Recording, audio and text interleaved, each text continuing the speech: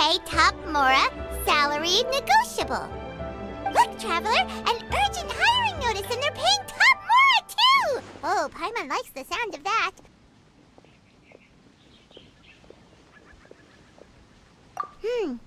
You're right, it is strange. Do you think something happened to Yenshao? Cause that guy barely lets anyone ever set foot in his kitchen. Doesn't exactly seem like the type to hire help. The notice says interested parties should go upstairs and talk to the innkeeper Huayan. Should we go and see what's up?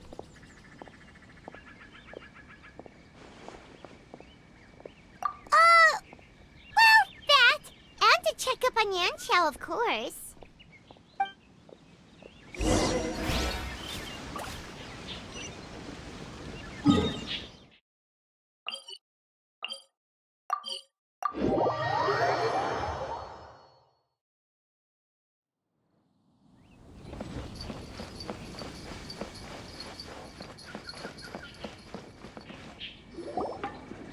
Boss, there's really no need for this. It's just a little burn, that's all.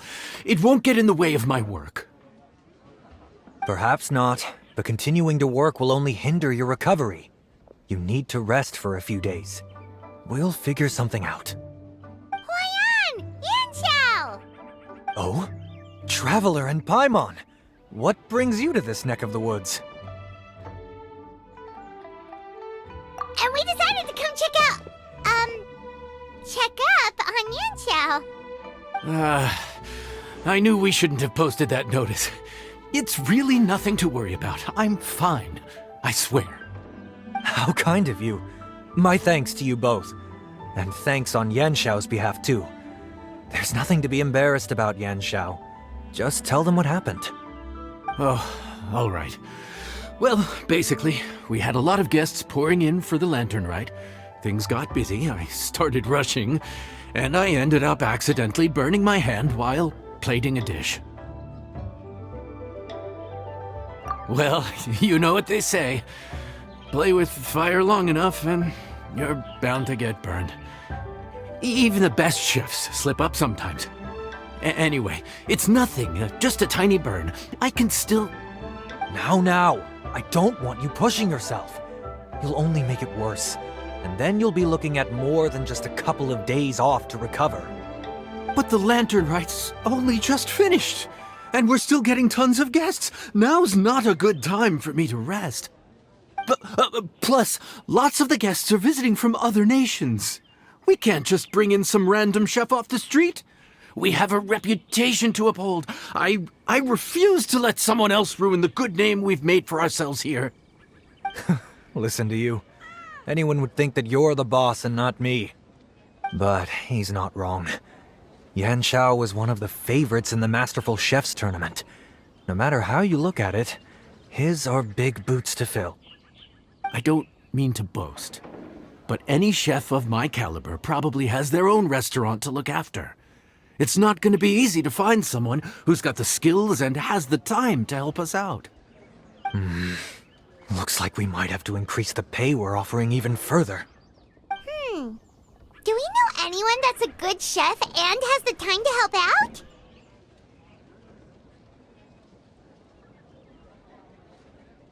Oh, of course, you! Oh, right. Yes. Now I think about it, I do recall hearing good things about your cooking ability. I suppose I'd added you to my mental list of people who can hold their own in a combat situation, but forgot you can cook. Why are you even keeping a mental list of people who can fight? Maybe a story for another time. More importantly, I'm sure Yanxiao would be comfortable leaving his kitchen in your hands, if anyone's. What do you think, Yanxiao? Well, since it's you, I suppose that's better than anyone else. What do you think, Traveler? Should we do it?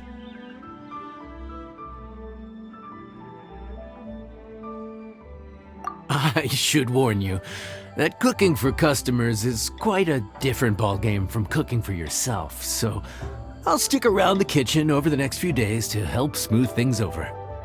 Oh, so he's not leaving the kitchen after all? I believe there's some spare kitchenware here at the inn. Boss, would you mind? Of course, of course. I'll take care of it.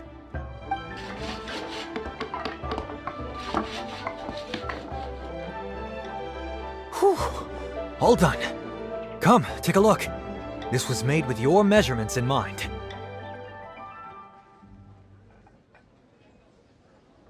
Ah, it's nothing. A little handicraft and elbow grease goes a long way. All right, Yanxiao. I'll leave you to take it from here.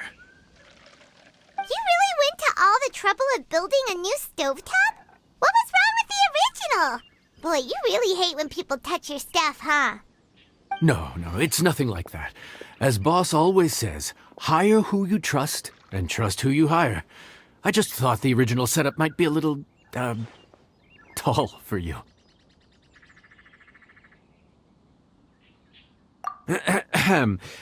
Anyway, as I was saying, cooking for guests is different from cooking for yourself.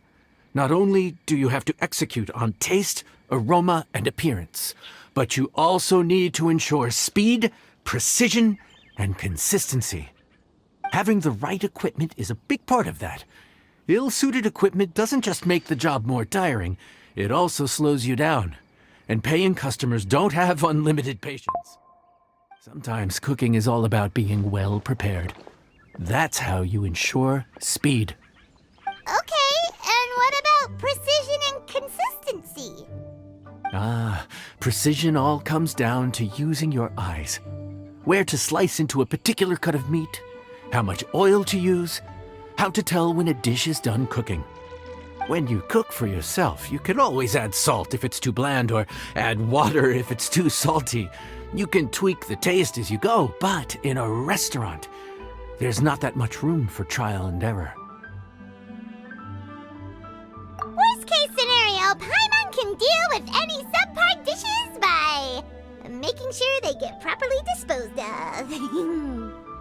The final thing you have to focus on is consistency. You have to be able to handle the most challenging orders with the same level of technique and skill as the easiest ones.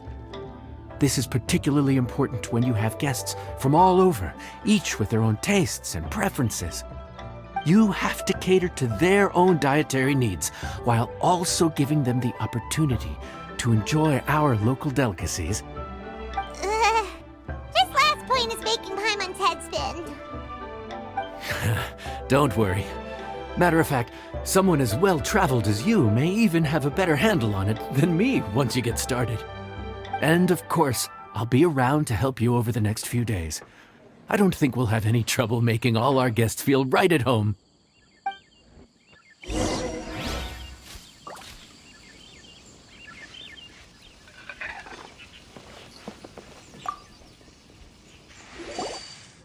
There's no time to lose, so let's get started.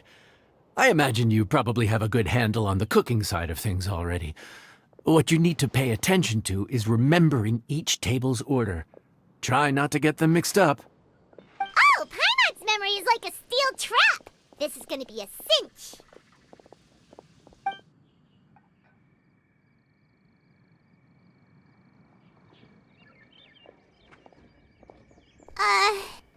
Which ticket are we on again?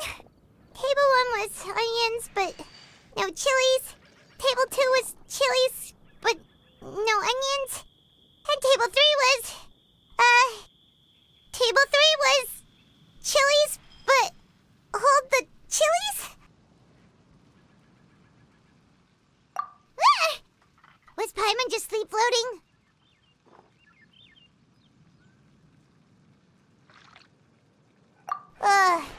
We didn't even get a break in the middle. Paimon's brain has turned to mush. Is it always this busy here? No, but this is peak season. You both did a mighty fine job for your first time serving guests at the inn. Luckily, all our customers were familiar faces this time around, so we didn't get any strange requests. Otherwise, today would have been even more challenging. No strange request? Someone asked for almond tofu drizzled in soy sauce. Even Paimon has never tried that combination. It's a wide world out there. People have all kinds of different tastes. Being able to cater to all is the real essence of Liyue cuisine. Also, the thing about requests is that they're usually very specific. So as long as you do what they asked, you're unlikely to have any issues. What's really tricky is when guests give you free rein to do anything you want. Excuse me. Are you still open by any chance? Paimon knows that voice. Let's go check it out!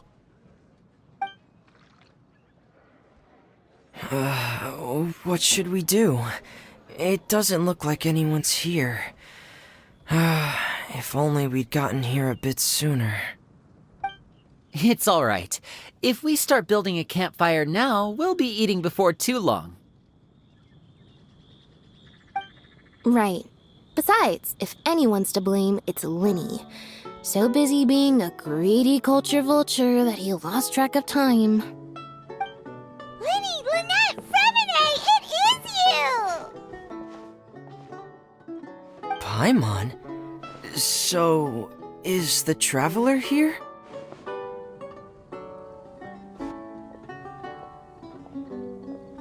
Traveler, Paimon! What a nice surprise!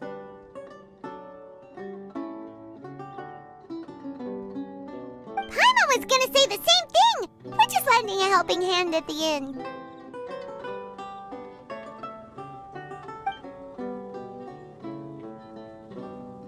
Anyway, so that's how we ended up here. But what about you guys? Don't tell us. Father sent you on another mission? No, quite the opposite, actually. We're in Liyue on vacation, and while we're here, I thought a cultural tour might be in order. Father said we deserved some rest after everything that happened recently. Otherwise, it could jeopardize our next mission. It's not every day we get this kind of opportunity. Linny thought it might be fun to spend some time in Liyue, especially since it's Lantern Rite season. We could hardly pass up the opportunity to watch a Liyue-style magic show. Although, I think they call it conjuring here. In our time here, we've seen conjuring tricks incorporated into a Liyue opera show, and even a wushu dance. It was amazing. So, we decided to stay here for a few more days to see what other forms of inspiration this land might have in store for us. We visited Granny Roshin in Qingsa village not long ago, and today we continued our cultural tour in the area around here. In the end, though, we lost track of time. We haven't even eaten anything yet. And speaking of eating, as you know, seafood is a big part of both Liyue and Fontaine cuisine, but it's cooked very differently here. We simply had to try some local seafood after coming all this way. That's another reason why we decided to extend our trip. Oh, need any recommendations? What have you tried so far? That fish one with the misleading name. Sounds bland, but it's drowning in hot chilies. Oh, you mean blackback perch soup? You're right, the name doesn't give much away. It looked and smelled so appetizing that Lynette took a huge mouthful, blissfully unaware that she was about to set her mouth on fire. She could barely speak for the rest of the day after that. Luckily, that wasn't a huge adjustment for her.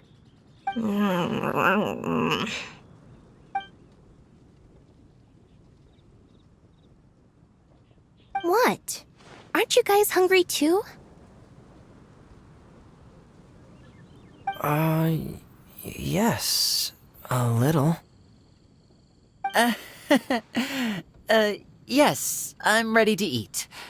Traveler, I'm afraid we'll have to send you back to the kitchen now. Good question. I doubt we'll be able to decipher the menu, so why don't you recommend something? You should be pretty familiar with our tastes. One more thing. Please, if you have a heart, don't make it spicy.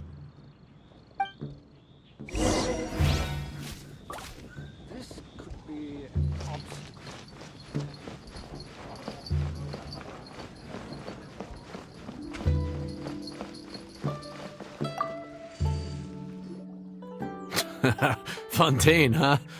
No wonder they can't handle too much spice. Still, if we make the food too bland, they might as well be eating back home.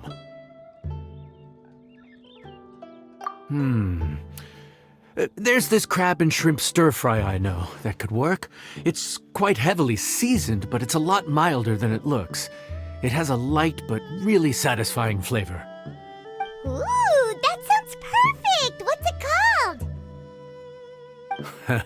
Well, this is where it gets interesting. They call it the Palace Jewels. The crab roe is supposed to look like pearls of gold, and the shrimp meat like chunks of jade. Here's the recipe. When you're ready, go ahead and give it a try.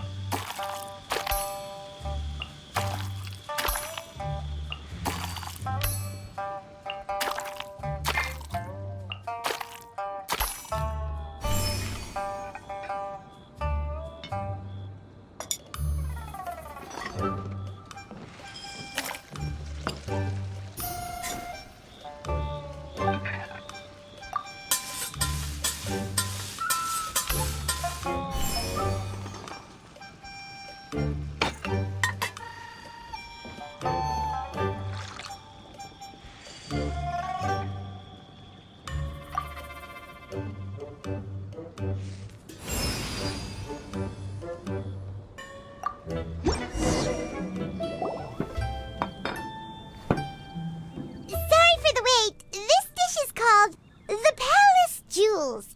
Enjoy!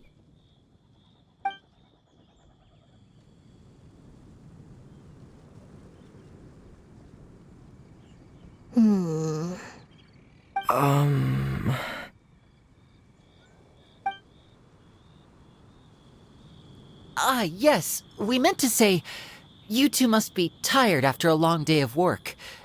Do you want to eat with us? Oh, now that you mention it, Paimon is a little hungry. Well, if you insist, then who are we to refuse?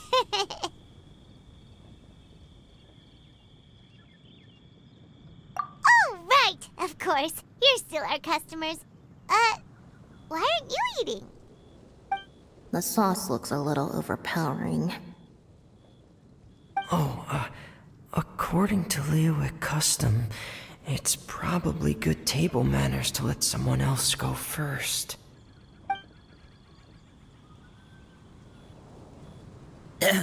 Looks delicious, traveler. I guess I'll dig in first. Here goes. What is it? Do you need some water? No. It's delicious. The flavor is so pure. It's drenched in sauce, but somehow it just enhances the natural flavor of the seafood. Try it for yourselves. All right.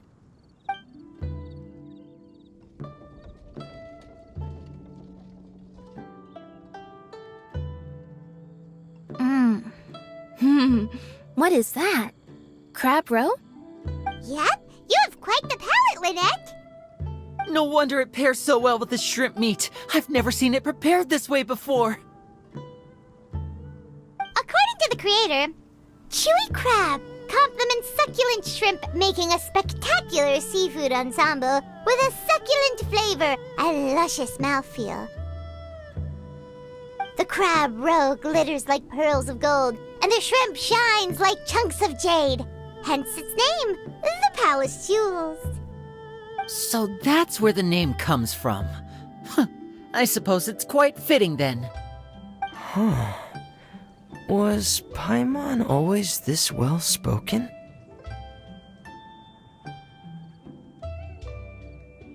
This dish must be right up your alley, Lynette. Huh? It's half gone already? When did that happen?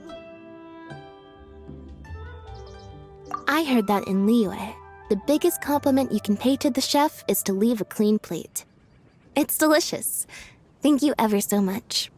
Wait, don't fight over it! Hey, leave some for Paimon!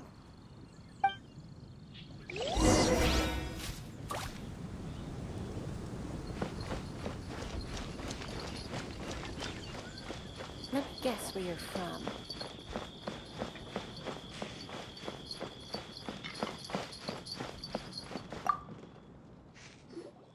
So your friends like the dish, huh? Well done. Not bad at all for your first day on the job. There'll be more to come, so keep it up.